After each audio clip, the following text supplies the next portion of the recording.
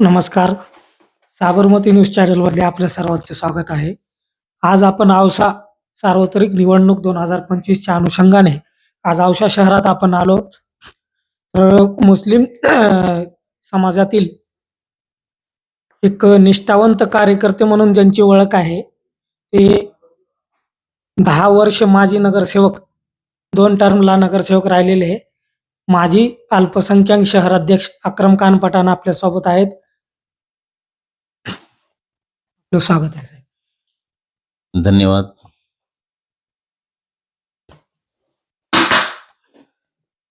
तर आता औशाची निवडणूक लागली आहे. 2025च्या अनुषंगाने डॉक्टर ज्योती महादेव बनसोडे आपल्या भाजप सेना युतीचे उमेदवार आहेत. समोरचा उमेदवार म्हणतोय की आपण जो उमेदवार दिलेला आहे तो लातूर शहराचा आहे. त्याबद्दल आपलं काय म्हणणं आहे? नमस्कार. मी अक्रम खान. पहा, आपला जो प्रश्न आहे, आमचा जो उमेदवार आहे डॉक्टर ज्योती महादेव बनसोडे, हे मूळ औशाची सून आहे. औशाची सून असल्यामुळं ते कामानिमित्त लातूरला राहतात. त्यांचा जो दवाखाना आहे तो लातूरला आहे, परंतु त्यांचं जे मूळ घर आहे, सासऱ्याचं जे घर आहे ते औसा कटघर गल्ली या ठिकाणीच आहे. आणि त्यांच्या सासू ह्या 10 वर्ष नगरसेविका होत्या. आणि त्यांचे जे सासरे आहेत हे भाजपचे जुने निष्ठावंत कार्यकर्ते आहेत. म्हणून भाजपनं त्यांना या ठिकाणी सर्वसाधारण महिलाला, सर्वसाधारण ओबीसी महिलाला या ठिकाणी संधी दिलेली आहे, जी की मूळ ओबीसी आहे. अशा महिलेला या ठिकाणी संधी दिलेली आहे. समोरचा उमेदवार माजी नगराध्यक्ष अफसर शेख यांच्या बहीण आहे. ते मूळ गाव कोणतं आहे त्यांचं? ते आम्हाला जेव्हा नाव ठेवायलेत की आमचा जो उमेदवार आहे तो लातूरचा आहे, तर हे म्हणजे या ठिकाणी जे आले ह्यांचे वडील माननीय एन बी शेख साहेब मरहूम, हे कव्व्याचे आहेत. आणि कव्वा गावातून या ठिकाणी ते संस्था टाकण्यासाठी औसा या ठिकाणी आले आणि एक छोटीशी संस्था या ठिकाणी सुरू केली. ज्यावेळेस ते या ठिकाणी आले, ते म्हणजे खाली हातच या ठिकाणी आलेले होते. ते स्वतः बाहेरच्या गावचे आहेत आणि भाजपच्या उमेदवारावर ते टीका करतायत. हीच तर म्हणजे राजकारण आहे, जो की जनतेला दिशाभूल करण्याचं राजकारण हे लोक करतात. त्यांची इतकंच काय, ते तरी औशाचे तर नाहीतच, परंतु त्यांनी जातीवर पण अतिक्रमण केलेलं आहे. ते ओपन असताना सुद्धा या ठिकाणी एक डुप्लिकेट प्रमाणपत्र या ठिकाणी छप्परबंदचा त्यांनी काढलेला आहे. हा माझ्याकडे या ठिकाणी हा शासनाचा GR आहे. या GR प्रमाणे या ठिकाणी जे म्हटलेले मी तुम्हाला 2 ओळी वाचून दाखवितो. हे महाराष्ट्र शासनाचा GR आहे. मुस्लिम छप्परबंद जाती समूहाला जातीचे प्रमाणपत्र मिळण्यास येत असलेल्या अडचणी विचारात घेऊन पुढील बाबी. त्याचे नंबर 1, मुस्लिम धर्म असणे आवश्यक आहे. आणि नंबर 2, त्यांच्या नावामध्ये शहाचा उल्लेख असणं आवश्यक आहे. नंबर 3, त्यांच्या पूर्वजांच्या नोंदीमध्ये फकीर असा उल्लेख आढळून आल्यास आवश्यक ती प्रमाणपत्रे सादर केल्यास छप्परबंद मुस्लिम धर्माचे जात प्रमाणपत्र देण्यास हरकत राहत नाही. तर ह्यांच्या नावात शाह नाही आहे, शेख आहेत. अफसर शेख, परवीन शेख, त्यांच्या बहिणी जे आहेत ते शेख आहेत. आणि ह्यांच्या नावात शहा पण या ठिकाणी आढळून येत नाही. तर फकीर कुठले होते? कव्व्याचे फकीर इथे येऊन एवढे मोठे कसे झाले, जे की या ठिकाणी करोडो रुपये म्हणजे लोकांना या ठिकाणी लुटलेले करोडो रुपयाची संपत्ती या ठिकाणी जमविली, काळी माया त्यांनी या ठिकाणी जमविली. आणि ते इलेक्शनमध्ये हा पैसा ते या ठिकाणी वापरत आहेत. सर्वसाधारण गरीब वोटर्सना या ठिकाणी आमिष दिलं जात आहे. कुकर वाटणं, मिक्सर वाटणं, किंवा डिनर सेट वाटणं, किंवा छत्र्या वाटणं आणि पैसे वाटणं, हे करून ते या ठिकाणी सत्ता हस्तगत करतात. आणि साहेब, त्यांनी जे मिक्सर वाटले आहेत ते औशाचे आमदार, लाडके आमदार अभिमन्यू पवार साहेबांनी एका सभेत सांगितलंय की ते चायना मेड मिक्सर आहेत. बिलकुल असं आमदार साहेबांनी ओळखलेलं आहे, औषधाची जनतानं ओळखलेलं आहे. आणि इथपर्यंत आमदार साहेबांनी सांगितलं की हे जे साड्या आणलेले आहेत ते सुरतला किलोवर मिळतात, 80 रुपये किलो काहीतरी मिळतात. आणि मी या ठिकाणी सांगू इच्छितो की या ठिकाणी लोकांच्या बहिणीला ते 100 रुपये किलोच्या साडी देतात आणि स्वतःच्या बहिणीला मात्र या ठिकाणी त्यांनी नगराध्यक्षपद दिलेलं आहे. साहेबांनी सभेत सांगितलंय की मी कुरेशी समाजाच्या एका निसार कुरेशी म्हणून एक व्यक्ती आहे. त्याला मी ती साडी दिली मासे पकडण्यासाठी. ती साडी म्हणजे काय ₹80 किलोची साडी म्हणजे कोणत्या क्वालिटीची साडी नाही. मच्छरदाणी असते ना, ते जाळी असते ना, जाळीवाली साडी आहे ते, आणि ते मासे पकडण्याच्या कामाला येईल निसर्ग कुरेशींना, असं त्या ठिकाणी त्यांनी उदाहरण दिलेलं आहे साहेबांनी त्या साडीचं. आणि स्वतःच्या बहिणीला नगराध्यक्षपद देणं आणि इतरांच्या बहिणीला ₹80 ची साडी देणं म्हणजे हे कितपत योग्य आहे, जेव्हा की त्यांनी ते हक्क मारलेला आहे.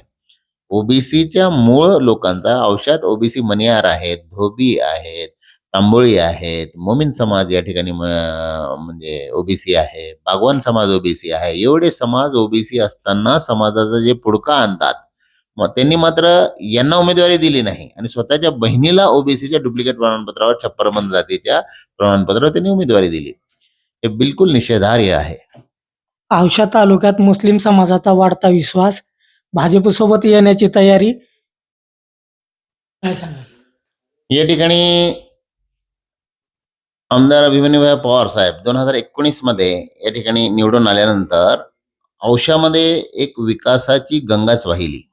अभिमन्यू पवार साहेबांनी खरा विकास काय असतो आणि फंड काय असतो हे आम्हाला दाखवून दिलेलं आहे. आतापर्यंत आमच्या नगरपालिकेला वर्षाला 1-2 कोट 3 कोट पेक्षा जास्त निधी कधी आम्ही पाहिलेला नाही. मी 10 वर्ष नगरसेवक होतो, परंतु मीही एवढा निधी याच्यापेक्षा जास्त निधी वर्षाला या ठिकाणी नगरपालिकेला पाहिलेला नाही. परंतु मी पहिल्यांदा बघितलं की आमदार साहेबांनी मागील 5 वर्षामध्ये औसा शहराला 650 कोटी रुपये त्यांनी निधी औसा शहराच्या नगरपालिकेला दिलेला आहे आणि टोटल आपल्या मतदारसंघाला 3,500 कोटी रुपये निधी, म्हणजे एवढा मोठा निधी विकासासाठी अभिमन्यू पवार साहेबांनी या ठिकाणी दिलेला आहे. म्हणून यांच्या आगामी आता जे सध्या 2 तारखेला जे आमच्या निवडणुका आहेत, म्हणजे मतदान होणार आहे, या निवडणुकांमध्ये हे बघूनच औशाची जनता नगरपालिका ही आमदार अभिमन्यू पवार साहेबांच्याच हाती देणार आहेत आणि या ठिकाणी निश्चितच बदल घडून येणार आहे. आता समोरचा उमेदवार जो आहे तो म्हणतोय की मुस्लिम कौम खतरे में है. कौम खतरे में है. कसं आहे, आम्हाला सांगायला भरपूर काही गोष्टी आहेत. आम्ही विकास कामं काय काय केली, म्हणजे आमदार अभिमन्यू पवार साहेबांनी मला आणि सुनील उडगे यांना बोलावून सांगितलं की मुस्लिम समाजामध्ये जो बॅकलॉग आहे, जे आतापर्यंत म्हणजे कामं राहिलेली आहेत, जसं मुस्लिम वस्त्यांमध्ये रोड नसतील, नाल्या नसतील, रोड नसतील, किंवा दर्ग्यामध्ये काही म्हणजे कामं असतील, त्या ठिकाणी काही हॉल द्यायचे असतील, ईदगाहला हॉल देण्यासाठी आणि कब्रस्तानला कंपाऊंड वगैरे देण्यासाठी आम्हाला त्यांनी पाहणी करायला लावली आणि जवळपास 18 कोटी रुपयाच्या कामांची आम्ही त्यांना यादी दिली, तर त्यांनी ते झटक्यात मंजूर करून टाकली. 18 कोटी हा पहिला निधी आहे एवढा मोठा माझ्या आयुष्यात मी बघितलेला मुस्लिम समाजासाठी. एक कवर नगरपालिकासाठी आमदार अभिमन्यू भैया पवार साहेबांनी या ठिकाणी दिलेला आहे. आता हा विकास पाहता आता ह्यांच्याकडे काही कामं नाहीत. ह्यांनी 1996 पासून ह्यांचे वडील अफसर शेख यांचे वडील माननीय स्वर्गीय NB शेख साहेब हे 1996 पासून या ठिकाणी सत्ता त्यांच्या हातात आहे औशाची. ते प्रथम 1996 ला निवडून गेले, त्याच्यानंतर 2001 ला अफसर शेख हे निवडून गेले आणि ते आता आजपर्यंत म्हणजे मागील 30 वर्षापासून नगरपालिकेत ते सत्तेत आहेत. परंतु त्यांनी या ठिकाणी काहीच विकास केला नाही. त्यांना सांगायला मुद्दाच नाही. 30 वर्षात जे विकास काम केलेले आहे ते सांगायला मुद्दा नाही. आम्ही फक्त मागील अभिमन्यू भैया पवार साहेबांनी फक्त मागील 5 वर्षात एवढी विकास कामे केलेली आहे. रस्ते नाल्या हे तर केलेले आहेत. एक भला मोठा दवाखाना सुद्धा या ठिकाणी बांधलेला आहे 5 मजली. तर असे अनेक विकास कामं केल्यामुळे आमच्याकडे मुद्दे आहेत बोलायला. निवडणूक ही मुद्द्यावर झाली पाहिजे, ना की जातीवर. आता ह्यांच्याकडे कामं केलेलेच नसल्यामुळे मुद्देच नाही आहेत, म्हणून ते या ठिकाणी जातीचा सहारा घेत आहेत आणि खौम वगैरे हे जे म्हणत आहेत ना, आता आपला उमेदवार, जातीचा उमेदवार, आपली खौम खतरे में है, हे मुद्दे ह्यांच्याकडे कामच केलेले नसल्यामुळे हे मुद्दे समोर येत आहेत. औसा शहरामध्ये आमदार अभिमन्यू पवार साहेबांच्या नेतृत्वात कॉर्नर सभा, कॉर्नर मीटिंग वगैरे झालेत. त्या मीटिंगमध्ये मी ऐकले की साहेब म्हणत होते की हा बाबा रस्त्यावर गिलावा करतो. कारण की गिलावा भिंतीवर आणि स्लॅबला करतात, तर हा बाबा रस्त्यावर गिलावा करतो. चांगला प्रश्न विचारलात. हे सध्या हा मुद्दा भरपूर आपल्या निवडणुकांच्या कोपरा बैठकीमध्ये गाजत आहे. या ठिकाणी निलंगा वेस्ट ते हायवे जो आहे आपला अप्रोच रोड, ह्याच्यामध्ये एक रस्ता होता, जो 90 लाखाचा रस्ता अफसर शेख हे सतत गुत्तेदारी करतात. हा 90 लाखाचा रस्ता त्यांनी 9 लाखामध्येच गुंडाळला. ज्यावेळेस तक्रारी वाढल्या त्या रस्त्यावर खड्डे वगैरे झाले, तर ह्यांनी काय केलं, गिलावा त्या रस्त्यावर एक पातळ असं गिलावा त्या ठिकाणी केला रस्त्यावर, ते म्हणजे खड्डे लपविण्यासाठी.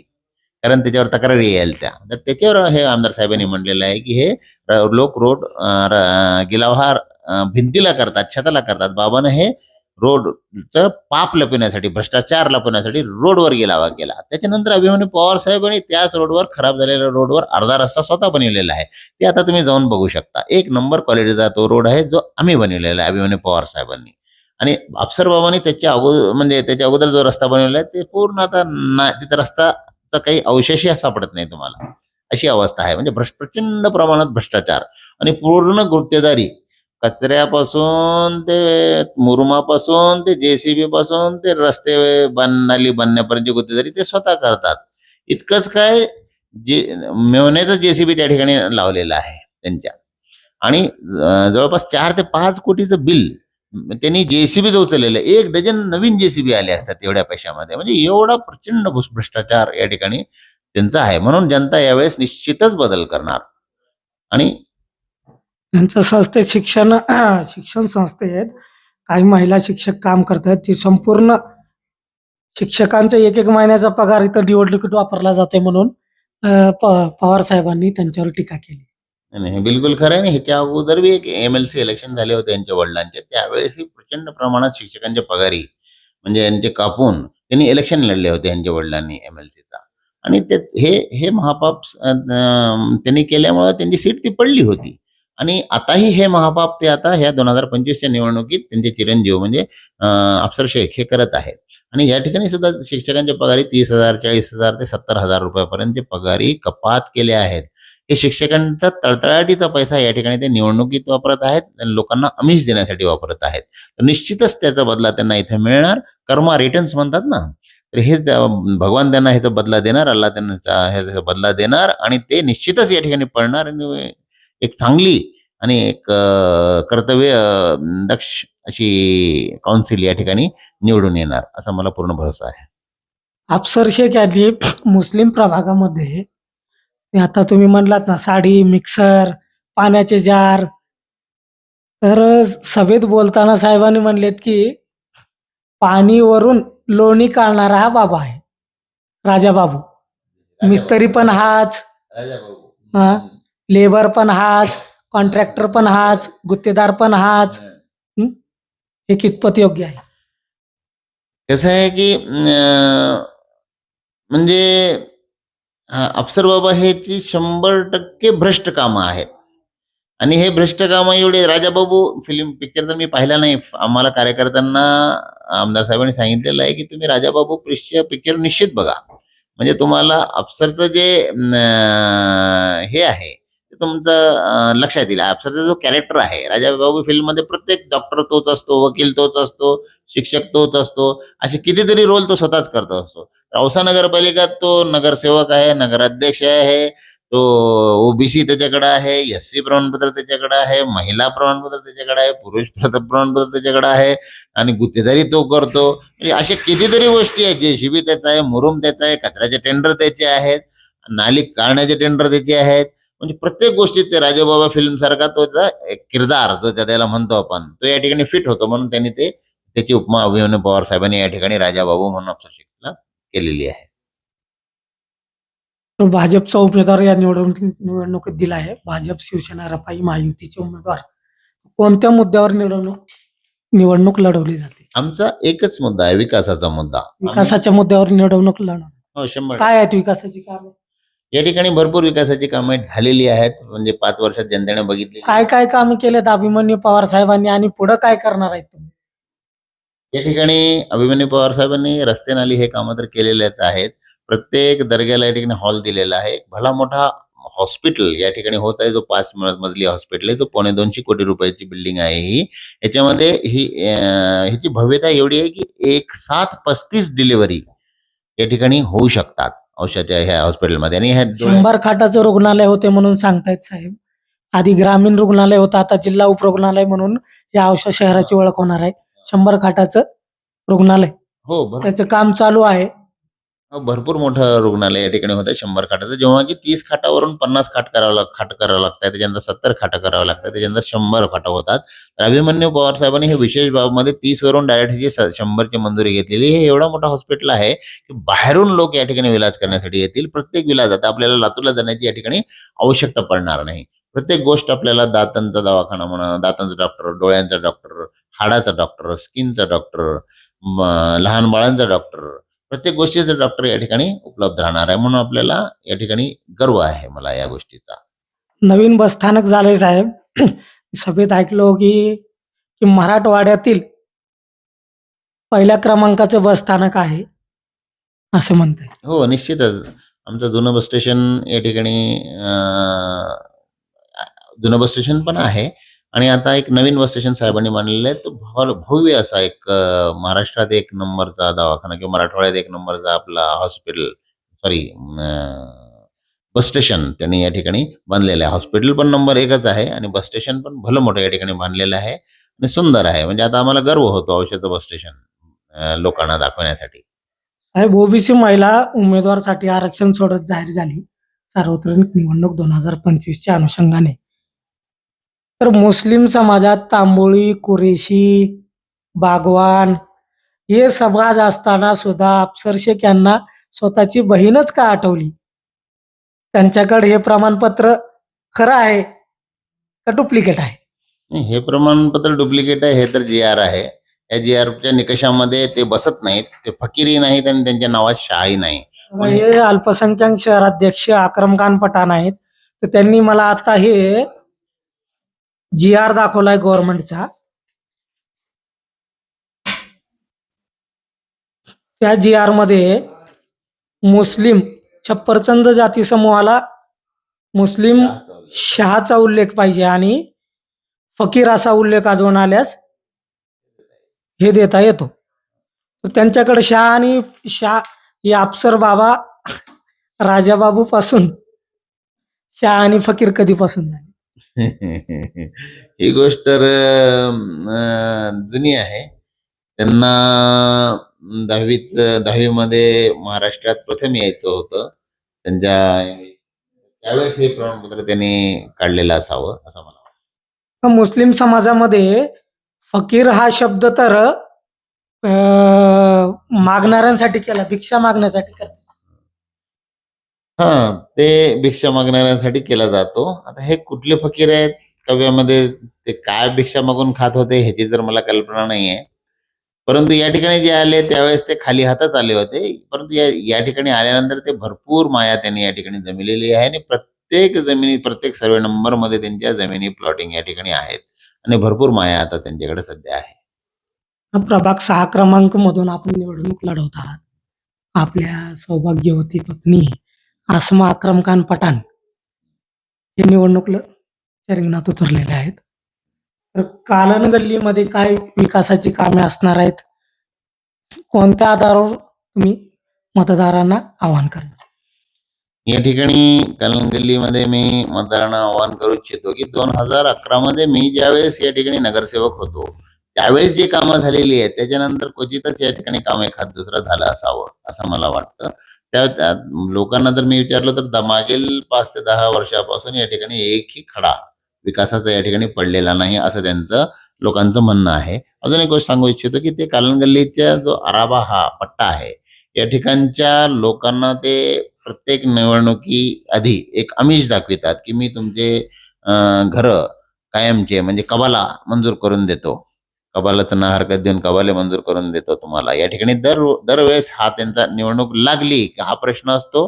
निवडून आल्यानंतर ती फाईल कचऱ्यात टाकली जाते. सर्वप्रथम या ठिकाणी मी तुम्हाला दाखवतो की 2011 मध्ये हा माझं पत्र आहे, ही फाईल आहे कबाल्यासाठी आणि मी त्या ठिकाणच्या कालनगल्लीच्या लोकांसाठी कबाला मिळण्यासाठी नगरपालिकेचा एनओसी मिळण्यासाठी या ठिकाणी मी ही फाईल 1 फेब्रुवारी 2011 ला अफसर शेख हे नगराध्यक्ष असताना मी स्वतः माझ्या लेटर पॅडवर मी नगरसेवक असताना दाखल केली होती.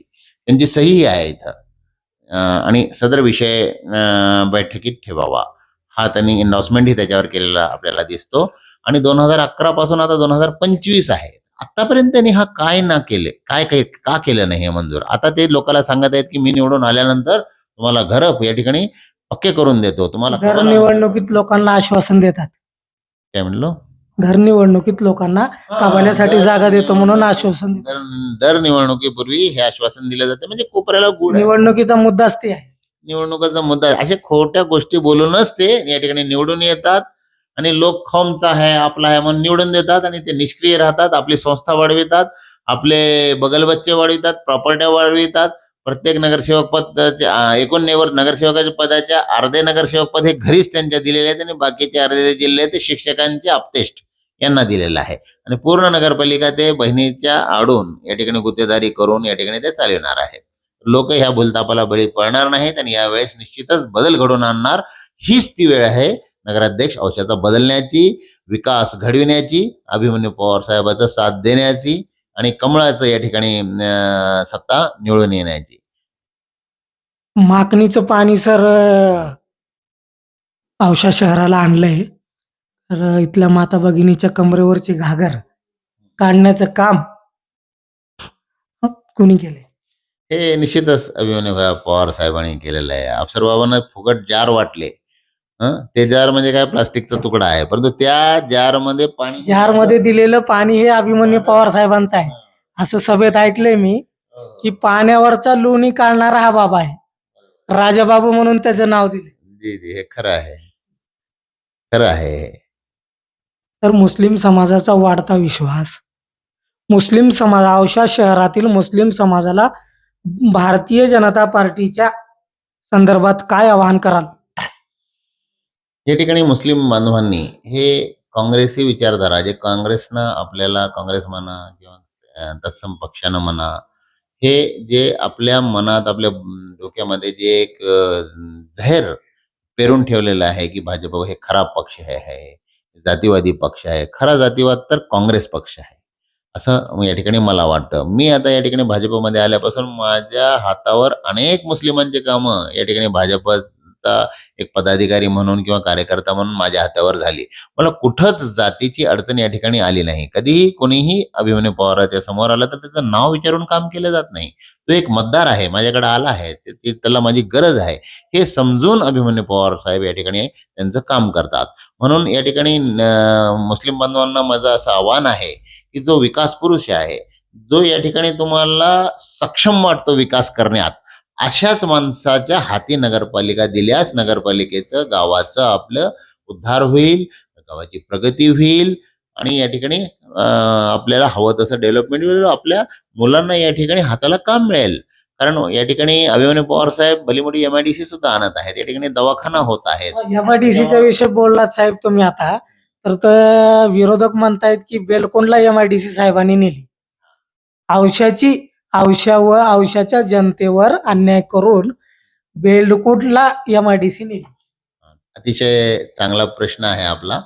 तर मी एक उदाहरण देऊ इच्छितो. अफसर शेख किंवा NB शेख हे ज्यावेळेस औशामध्ये आले होते, त्यांची शाळा माझ्या लहानपणी मी बघितली की एक खंदक गल्लीत होती शाळा आणि त्याच ठिकाणी त्यांचं एक छोटंसं घरही होतं खंदक गल्लीमध्ये शाळेला लागून 2-4 खोल्यांचं. आता त्यांनी एक घर बांधलेलं आहे. घर काय, एक महाल आहे. तो महाल अफसरनगर या ठिकाणी आहे.